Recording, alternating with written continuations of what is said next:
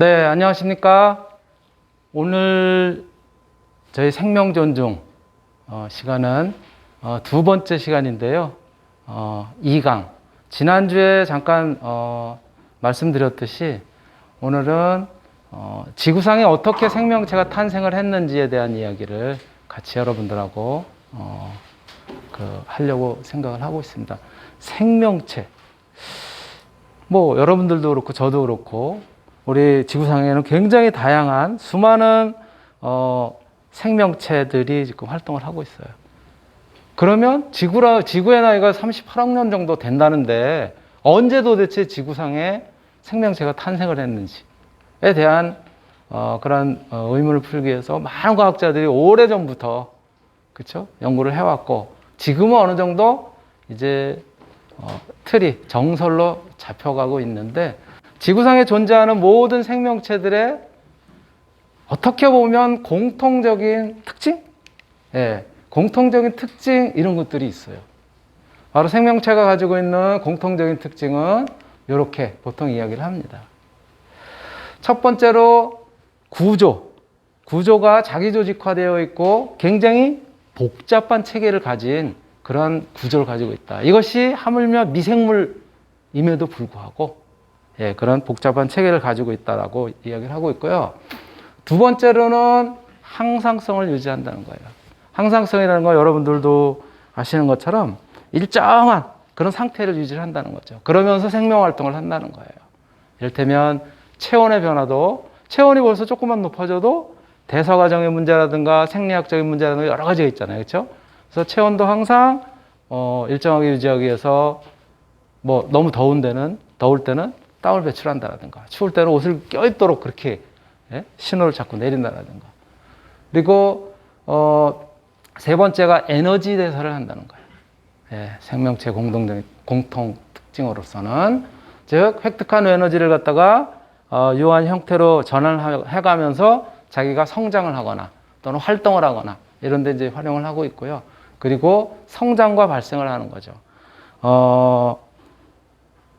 뭐 처음에 태어나서 그쵸? 만들어져서 그 다음에 성장을 하고 또는 이제 발생이라는 것은 결국은 이제 자손을 갖다가 만들기 위해서 그러한 역할을 갖다가 이 생명체들이 하고 있다는 거죠.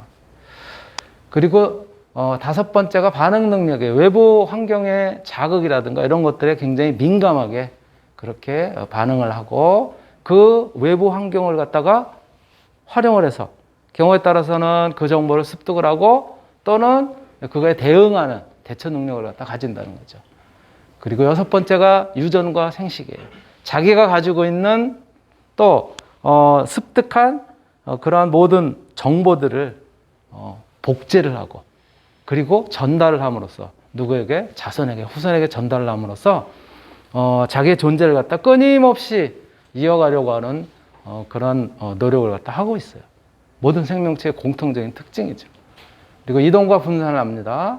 경쟁을 갖다가 가능하면 회피를 하고 살아남으려고 하는 그런 특징을 갖다 가지고 있고요. 그리고 마지막으로 여덟 번째는 유전과 생식을 하면서도 끊임없이 진화를 하고 있어요. 아까도 잠깐 이야기했었던 것처럼 반응 능력을 통해서 환경에 적응하려고 하고 이러한 과정에서 환경에 적응하려고 하는 과정에서 끊임없이 진화를 한다는 거예요. 그래서 그 과정에서 적응과 도태가 되기도 하고요.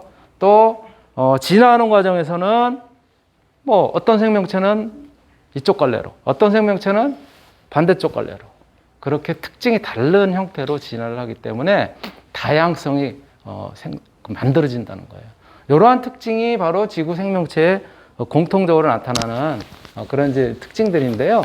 자, 그렇다면은 우리 지구상에서 나타나는 생명체들 도대체 언제부터 시작이 됐을까? 38억 년이라고 얘기를 했는데 지구의 나이가 언제부터 시작을 했을까요?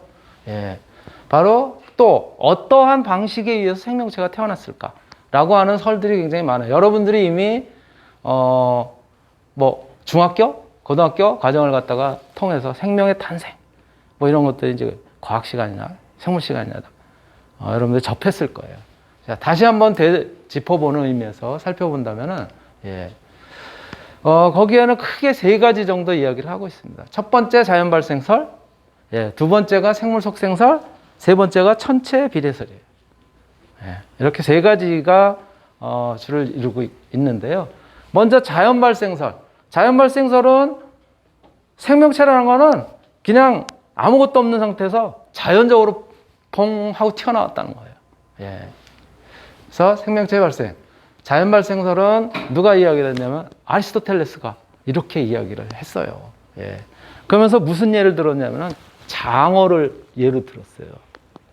장어, 바닷가에, 아니, 강가에 가니까 장어가 없었는데 어느 날 갑자기 퐁 하고 튀어나오더라고요. 근데 바로 이렇게 생물이 무생물로부터 자연적으로 탁 발생하는 그런 이제 주장을 했었는데, 사실 장어라는 거 여러분들이 아시다시피 장어도 회귀성 어류예요. 먼 바다에 가서 활동을 하다가 그 다음에 이제 새끼를 낳을 때쯤 돼가지고, 예, 그럴 때 이제 이 강하구 쪽으로 들어오게 됩니다. 그리고 거의 그 새끼를 낳고 그럴 때는 어디서 이제 낳냐면 등 속에서 난단 말이에요. 그러니까는 바로 이 아리스토텔레스는 이 장어가 회귀성 어종이라고 하는 특징을 갖다 알지 못했다는 거야. 뭐 저런 논리라면 연어도 그럴 거 아니겠어요? 그렇죠? 연어도 어느 날 보니까는 없었던 새끼들이 갑자기 강물에 탁 나타나. 그렇죠? 그러면서 얘네들이, 그리고 크게 연어 같은 경우도 이제 새끼를 갖다 낳기 위해서, 즉 알을 낳는 거죠. 새끼라기보다는 알을 낳기 위해서 돌아올 때쯤 되면은 굉장히 큰 개체들이 돌아오잖아요. 어디서 갑자기 저렇게 큰 개체가 나왔을까 하는 의문을 가졌을 수도 있었을 거예요, 그 당시에는. 그러나 그 당시에는 이게 회귀성 어리다라고 하는 존재를 몰랐기 때문에 이제 그런 주장을 했다라고 그렇게 이야기를 하고 있습니다. 그에 반해서 생물 속생설은 파스테르, 여러분들이 잘 아는 루이 파스테르가 이야기한 바 있고요.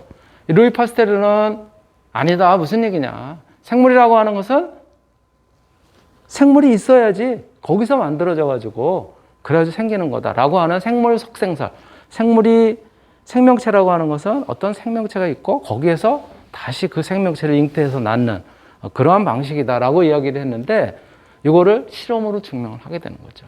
여러분들이 잘 아시는 파스테르 실험이라고 하는 걸 하게 됩니다.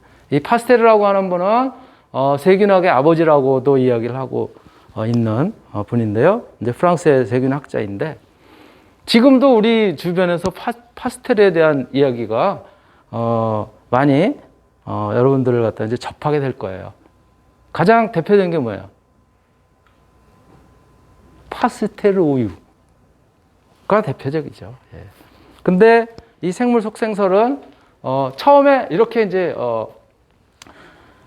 생명체가 있다고 하면은 높은 온도로 열을 가하면은 다 죽을 것이다.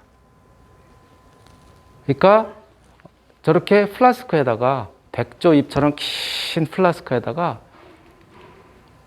어떤 액체를 갖다 집어넣고, 그리고 굉장히 많이 끓입니다. 끓이고 이제 저 주둥이를 갖다 닫아요. 저는 유리로 만들어진 관이기 때문에 알코올 램프 같은 경우로 가열을 하게 되면은 저 유리가 녹으면서 주둥이가 닫혀져요. 자, 이런 상태에서 이제 가만히 기다려. 그때 아무것도 안 나타나더라는 거예요. 그래서 이번에는 저거를 갖다가, 주둥이를 갖다가 끝을 잘라요. 자르고 나서 보니까 뭔지 몰라도 안에가 탁해지기 시작하고 이상해지더라는 거예요. 그래서 이거는 아무것도 없었던 위에 거는 아무것도 없었을 때는 아무것도 안 나타났다.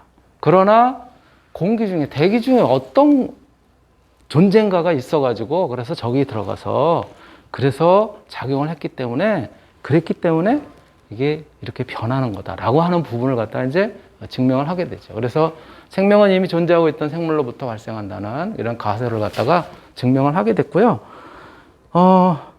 그냥 여담이지만 우리가 파스테르 우유가 일반 우유보다 조금 비싸요. 아셔요? 맛은 어떤 것 같아요? 혹시 먹어본 사람 있어요? 파스테르 우유? 맛은 조금 더 진한 느낌을 갖다 받습니다. 고소하다는 느낌을 받아요. 왜 그럴까? 아니, 우유라는 게 젖소로부터 얻어진 그런 젖소가 분비한 그런 이제 새끼를 키우기 위해서 분비한 그런 이제 젖인데, 그런데 왜 파스테르 우유는 조금 고소하지? 자, 우유에 굉장히 다양한 미생물들이 존재를 해요. 뭐 사람 엄마 모유도 마찬가지겠지만 존재를 한다. 왜? 우리 몸에도 대장균이 존재를 하듯이 또 우유를 짜는 과정에서도 불가피하게 거기에 이제 혼입이 될 수가 있어요. 그래서 우유가 유통되는 그런 과정에서 부패가 되거나 그렇게 하지 않으려고 이제 뭐냐면은 우리가 살균 또는 멸균을 하게 되죠. 근데 이 균을 갖다가 죽이는 게 온도가 높은 온도에서는 학자들이 많이 이제 연구를 했더니 온도가 높은 온도에서는 짧은 시간만 가열을 해도 그 안에 있었던 세균이 죽어요. 그런데 온도가 낮은 상태, 비교적 낮은 상태에서는 조금 더 오래 가열을 하면 그러면 세균들이 사멸한다라고 하는 것들 갖다가 연구 결과를 통해서 알게 돼요.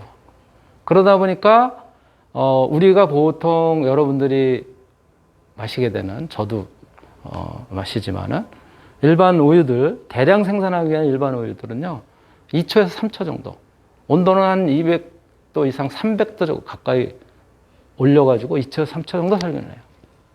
그런데 조금 전에 말씀드렸듯이 온도가 좀 낮으면 조금 더 오랫동안 살균해야 된다고 그랬잖아요.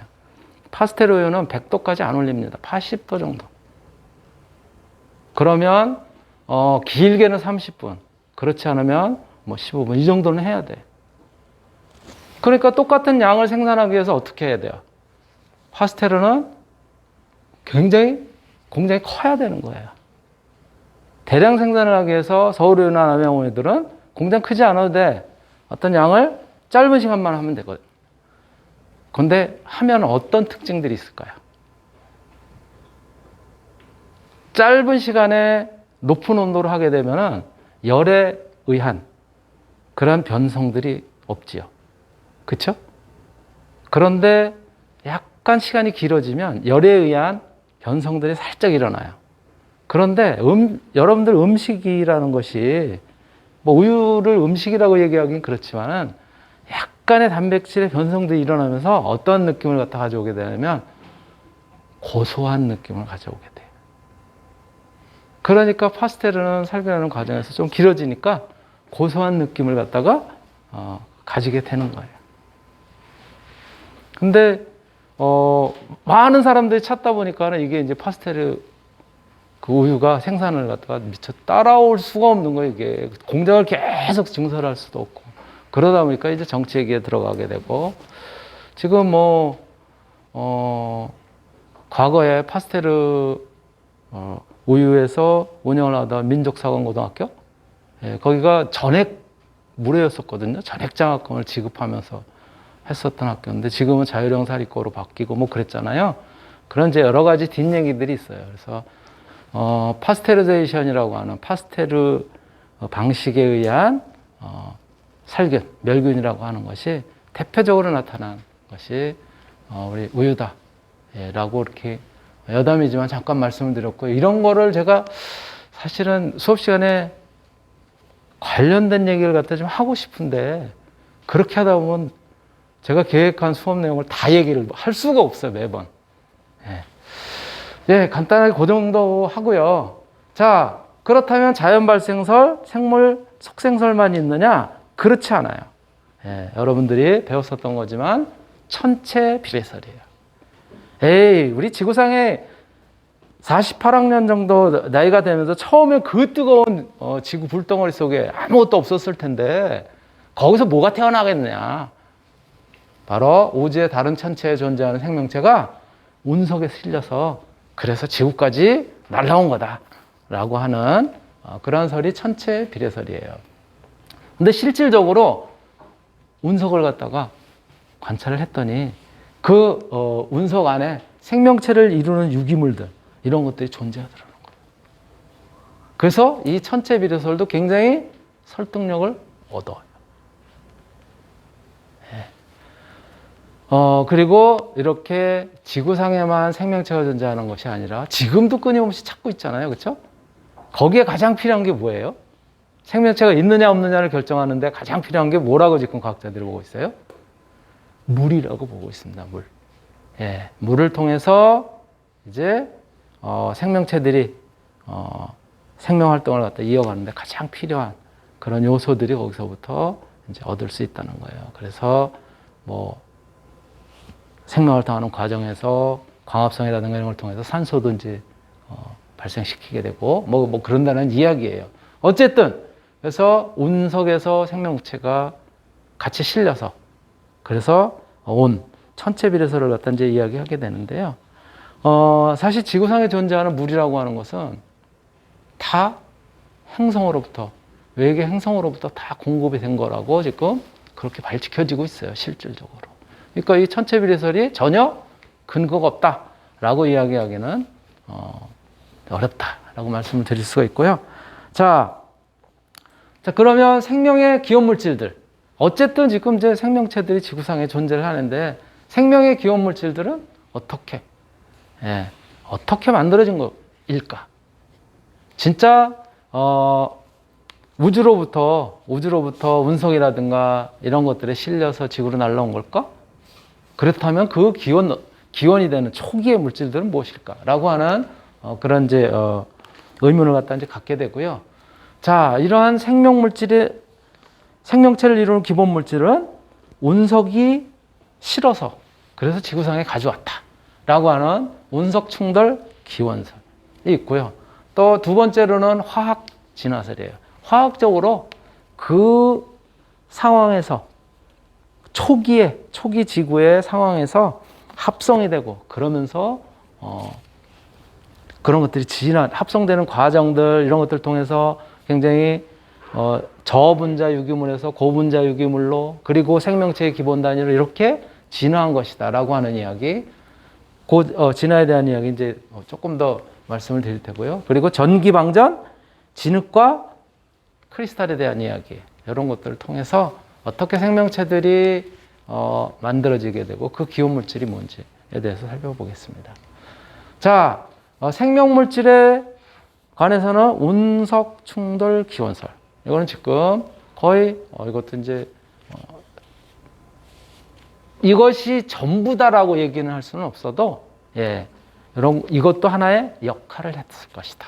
라고는 지금 보고 있어요. 과학자들이. 1969년에 호주에 떨어진 머치슨 운석 이것을 분석을 했더니 여기에는 74종 정도가 되는 아미노산들이 이 운석에서 발견이 됐어요.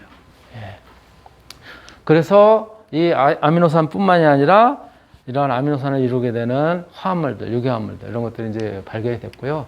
따라서 생명을 이루는 아미노산 등 단위체의 기원이 운석이다라고 하는 그런 이제 가설을 갖다 제기하게 됐고요. 조금 전에 말씀드렸던 것처럼 이것이 오로지 여기에만 의존을 했다라고 보기는 어렵지만 이것도 하나의 같은 역할을 했을 것이다라고 이렇게 이야기를 하고 있어요.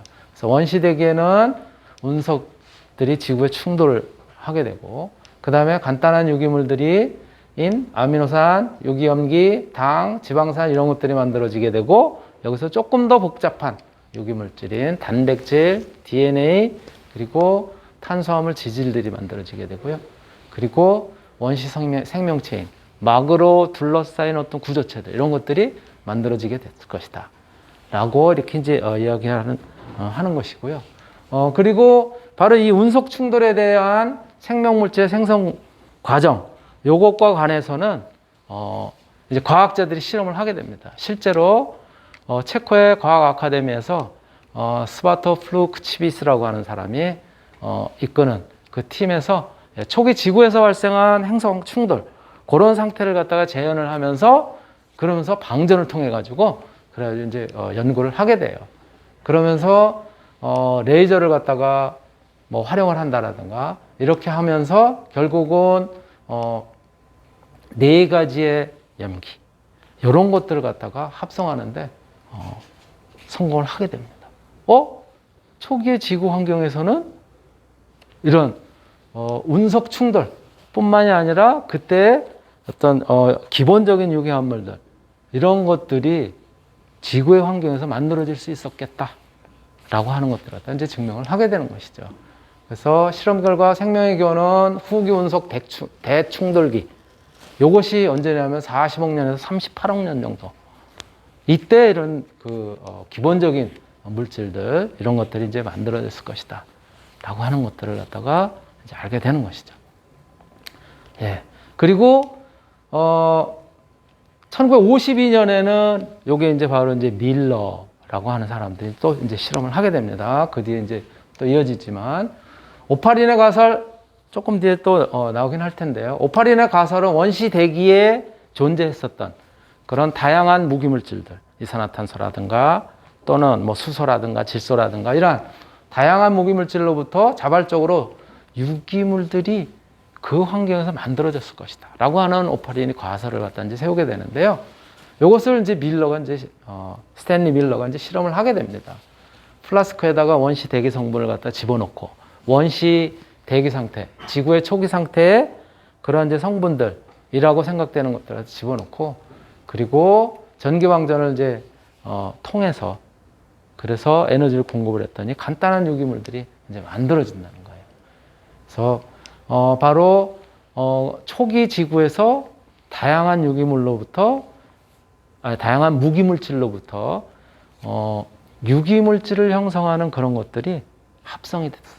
라고 하는 것들을 이 실험을 갖다 통해서 증명을 하게 됩니다. 끓는 물에다가 혼합기체들, 물이라든가 메탄가스, 암모니아, 수소 이런 것들을 집어넣고요. 그리고 방전을 갖다 시켜요. 그랬더니 진짜 그러한 물질들이 유기물질이 든 그런 이제 용액을 갖다가 이제 얻을 수 있었던 거죠.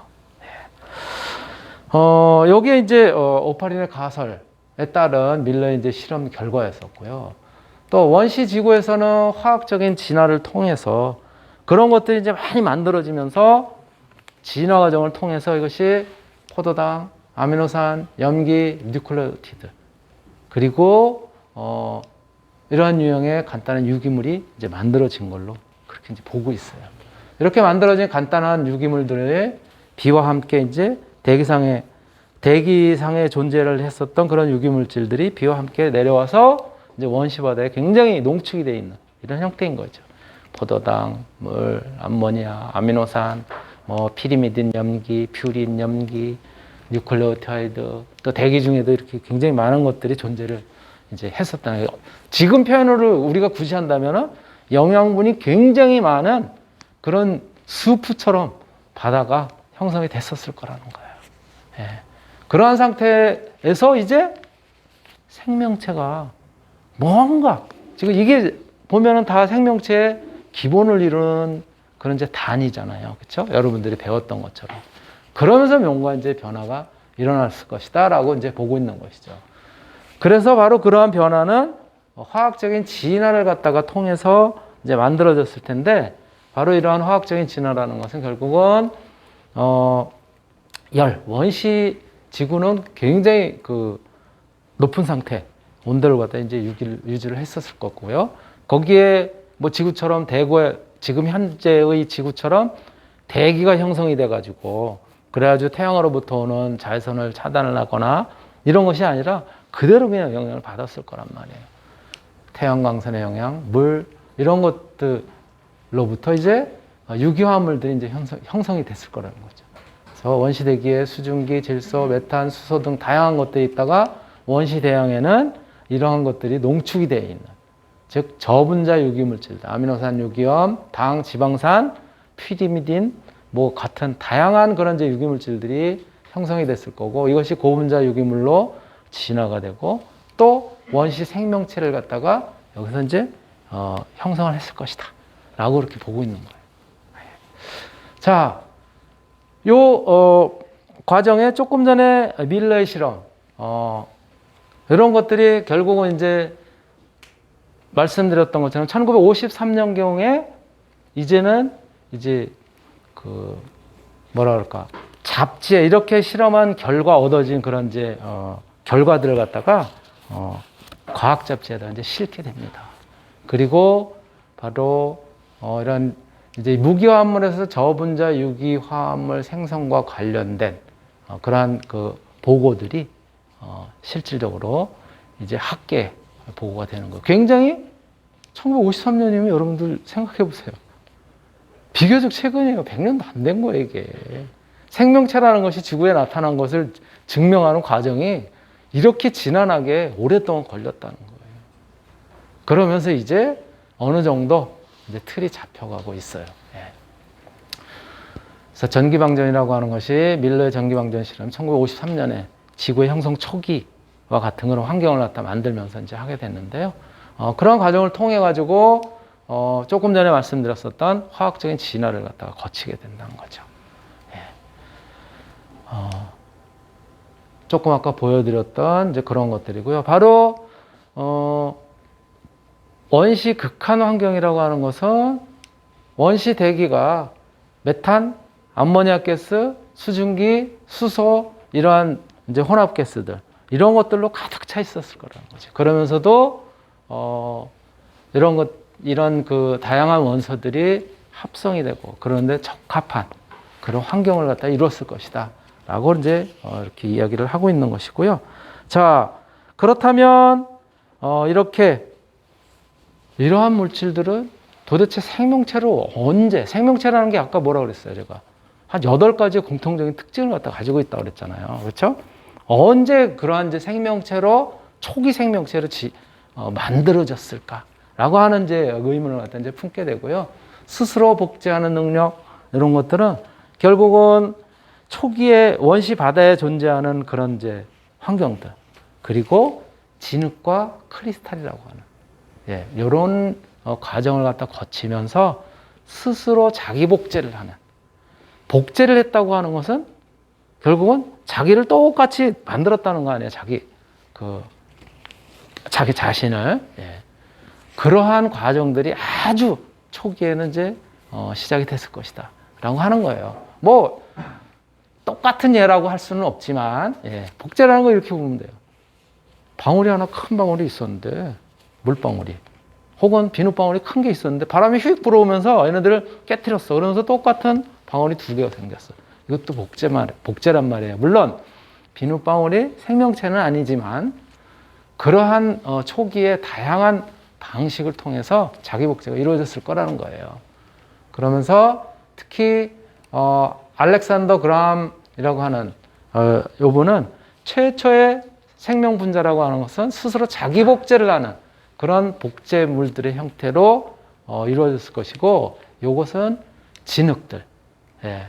진흙들이 이제 우리가 보면은 진흙 같은데 굉장히 다양한 그런 원소들, 다양한 물질들을 포함하고 있거든요.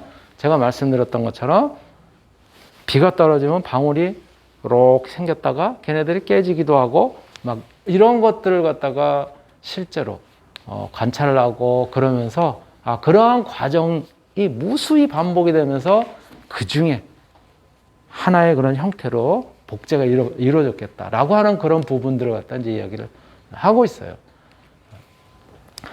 그래서 이제 그러한 내용들을 갖다 이제 말씀을 드릴 수가 있고요.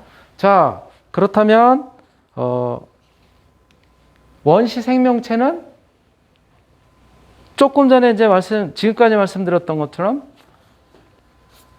원시 생명체는 결국은 생명체를 이루는 복잡한 유기화합물들이 만들어진 상태에서 뭔가 환경적인 변화를 갖다 거쳐가지고 그래가지고 이제 원시 생명체가 만들어졌을 텐데, 그 원시 생명체가 만들어지는 그런 과정들에 대해서는 또 과학자들이 여러 가지 설들을 갖다 이제 내놓게 되는 거예요. 거기는 마이크로스페어 설, 코아세르베이트 설, 그리고 이 원시 생명체가 만들어지는 것과 관련된 원시 생명체의 특징, 그 조건들, 또 그 조건과 유사한, 지금 현재도 그런 조건과 유사한 환경들이 있을까? 이런 것들을 과학자들이 연구를 해요. 그래서 심해 열수 분출 최초의 생명체에 대한 이야기, 이런 부분을 같이 살펴보겠습니다. 자, 마이크로스페어는 말 그대로 아주 미세한 스페어니까 구잖아요. 그렇죠? 구형처럼 생긴 아주 미세한 그런 이제 물질들이라는 거예요. 그래서 구조는 이게 이제 미생물과 관련된 내용이긴 하지만 미생물과 관련된 내용 중에서는 미생물을 크게 두 가지 유형으로 이제 분류를 하거든요. 세균을 gram 양성균, gram 음성균. 요거는 이제 미생물들을 갖다가 세균들을 염색을 시켜봐요. 그래서 염색이 잘 되느냐 안 되느냐 이런 것들을 구분을 해요. 그래서 대표적으로 크게 지금 우리가 보통 이제 세균들, 그래서 병원에서도 우리 이제 세균들 이렇게 검사하고 그럴 때 그런 걸로 우선 이제 시작을 합니다. 그런데 크기라든가 이런 것들은 그람 염색성 이런 것들이 세균들 보니까는 유사한 그런 이제 특징들을 갖다 가지고 있다라는 거예요. 그리고 이렇게 마이크로스페어설이라고 하는 것은 아주 쉽게 말씀드리면 하나의 조금 전에 제가 말씀드렸던 것처럼 하나의 어떤 물체에서 그것이 싹이 나거나 분리가 돼 나가는 그러한 형태로, 그래서 그 다음 진화가 되고 복제가 되고 이런 것들이 이루어졌을 것이다 라고 하는 부분들이 이제 바로 마이크로스페어설이에요. 그런 내용들을 갖다 이제 말씀을 드릴 수가 있고요. 자, 그리고 또 다른 설이 뭐냐면 이제 코아세르베이트 설이에요. 코아세르베이트는 아까 오파린의 가설이 있었잖아요. 그렇죠? 원시 유기물질들이 복잡한 유기물질들을 형성을 하면서 그러면서 뭔가 생명체의 진화 과정을 갖다 거쳤을 것이다 라고 오파린이 이렇게 이제 가설을 갖다가 냈었는데요. 오파린은 생명의 기원에서 원시 대양에 축적된 유기물들이 최초의 생명체 전 단계를 갖다 거쳐가지고 생명체로 진화했을 것이다 라고 이야기를 하고 있고, 생명체의 전 단계라고 하는 것을 뭐라고 표현을 했냐면 코아세르베이트라고 이야기를 했어요. 그래서 말씀드렸던 것처럼 무기화합물에서 유기화합물로, 그리고 원시 생명체. 예. 그러니까 생명체의 전 단계인 것이죠. 이것을 코아세르베이트라고 설명을 했고, 이것에 의해서 세포성 생명체가 만들어졌다라고 이야기를 하고 있고요. 바로 이 코아세르베이트, 이 코아세르베이트라고 하는 것이 이제 어떤 물질이냐면은 오파린 모델 실험에 의해서 나타난 고분자 유기 화합물에서 생명 현상을 보이는 이러한 물질을 코아세르베이트 이렇게 이야기를 해요. 그래서 이렇게 이제 굳이 뭐 사진으로 표현한다면 이렇게 이제 표현할 수가 있는데, 코아세르베이트는 단백질 그리고 핵산, 탄수화물과 같은 뭐가? 이게 뭐예요? 탄수화물과 같은 이런 물질들이 결국은 뭐예요? 예. 유기물은 유기물인데 복잡한 형태를 갖다 띈 유기물이라는 거예요. 이러한 복잡한 유기물들이 뭐랑 결합을 하게 되냐면 바로 물 입자하고 결합을 하는 거예요. 이러한 복잡한 유기물들이 물 입자와 결합해서 구형에 뭘로 둘러싸이냐면 이제 막으로 둘러싸이는 거예요. 그래서 이렇게 여러 가지 복잡한 유기물질들이 구형의 막으로 둘러싸이고 얘네들이 합성이 된 이러한 뭉탱이, 이러한 유형을 갖다가 우리가 코아세르베이트 이렇게 얘기를 합니다. 그러니까 코아세르베이트는 단백질, 핵산, 탄수화물과 같은 복잡한 유기물이 물입자와 결합해서 뭘로 둘러싸였다고요? 막으로 둘러싸인, 그렇게 형성이 된 작은 액체방울의 형태를 갖다가 원시 생명체라고 오파린은 이야기를 하고 있고요. 또 그렇게 생명체가 만들어지는 과정, 이런 것들이 형성이 됐을 것이다 라고 이제 이야기를 하고 있는 것이죠. 자, 그렇다면 이러한 원시 생명체 어떠한 특징을 가졌을까? 이 원시 생명체는 자기 복제할 수 있는 능력을 다 가졌다는 거예요. 저것이 이제 분리가 돼서 두 개를 만들고, 저러한 뭉탱이가 구조는 비세포성 생명체예요. 생명현상을 갖다가 생명현상이 아까 특징으로 본다면 여기에 해당되지는 않지만, 그렇지만 자기 복제를 갖다가 하는 그러한 이제 것들이 나타나는 거고요. 대략 출현 시기가 40억 년에서 38억 5천만 년 전. 예. 38억 5천, 여기 빠졌네. 많이 빠졌네. 예. 40억에서 38.5억 년 정도. 그런 정도의 출현을 했을 것이라는 거예요. 에너지원은 산소가 없는 상태에서 원시대양에 축적된 주변의 유기물을 이용해서 무기호 또는 에너지를 획득하는 이제 그런 과정을 통한 최초의 종속 영양체로 그렇게 만들어졌다라고 이야기를 하고 있고요. 오파리는 이 코아세르베이트 형성을 지구생의 생명의 기원, 요거의 아주 초기 단계라고 이야기를 하고 있습니다. 네, 요것이 이제 원시 생명체라고 이야기를 하고 있고, 요것을 최근에는 어떠한 표현을 하고 있냐면요. 최근에는 이것이 원시 생명체, 즉 지구상에 존재하는 모든 생명체의 가장 뭐예요? 가장 초기 형태라고 이야기를 해서 루카라고 이야기를 합니다. 루카, 예, L-U-C-A. 조금 뒤에 이제 나올 텐데요. 루카는 last, universe, 그래서 L-U, C, 예, common, 공통의, A, ancestor. 즉, last universe니까 뭐예요? 우리가 last night 그러면은 바로 지난 밤이잖아요. 그렇죠? 즉, 공통 조상이 만들어지는 가장 초기에, 가장 가까운 그때의 생명체를 루카라고 이제 표현을 하고 있는데요. 바로 이 생명체의 기원이 되는 단일 원시세포라고 얘기하는 루카는 우리가 내셔널 지오그래피에서 만든 영상 같이 한번 보시도록 하겠습니다.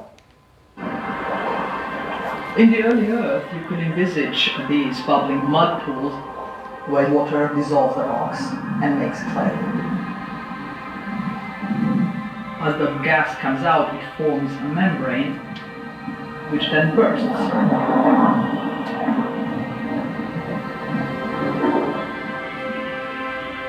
So think of that membrane not bursting and actually preserving at a very, very small scale. And then if you mix organic molecules inside, you all of a sudden have an organic molecule inside a membrane to form a cell.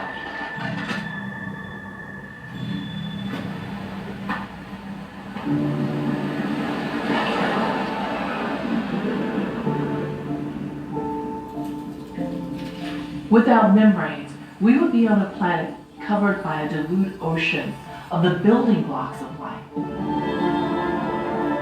But with membranes, finally, there was a way to keep all those building blocks together. I believe there were many opportunities for life to arise.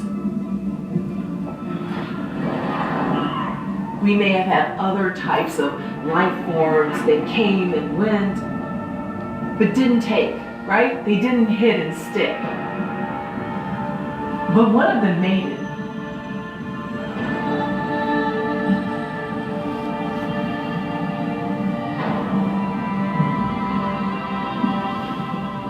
It's called LUCA, which stands for the last universal common ancestor for all life here on Earth. LUCA could protect itself with a membrane and reproduce itself.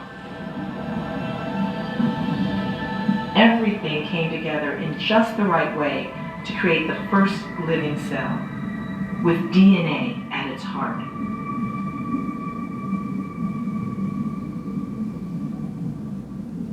Fast forward billions of years, and we find that all life today uses the same basic chemistry.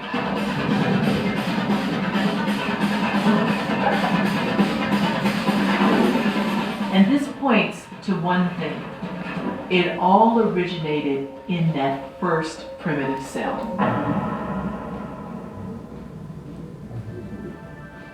All right, now my grandma, you know, she was kind of smart.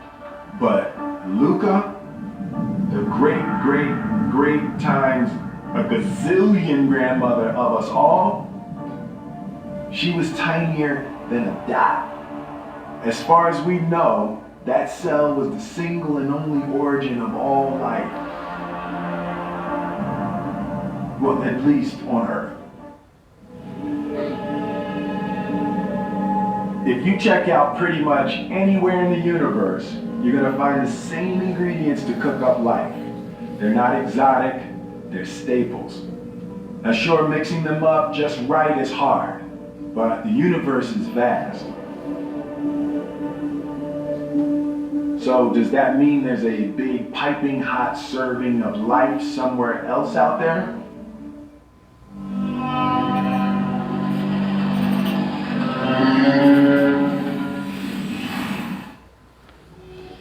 네, 이제 루카에 대한 영상을, 즉 우리 지구상에 존재하는 모든 생명체의 공통 조상이라고 할 수 있는 초기 원시 생명체 어떻게 만들어졌을까라고 하는 부분을 내셔널 지오그래피에서 만든 영상을 통해서 같이 한번 확인할 수 있었습니다. 네, 1교시 이걸로 마치도록 하겠습니다.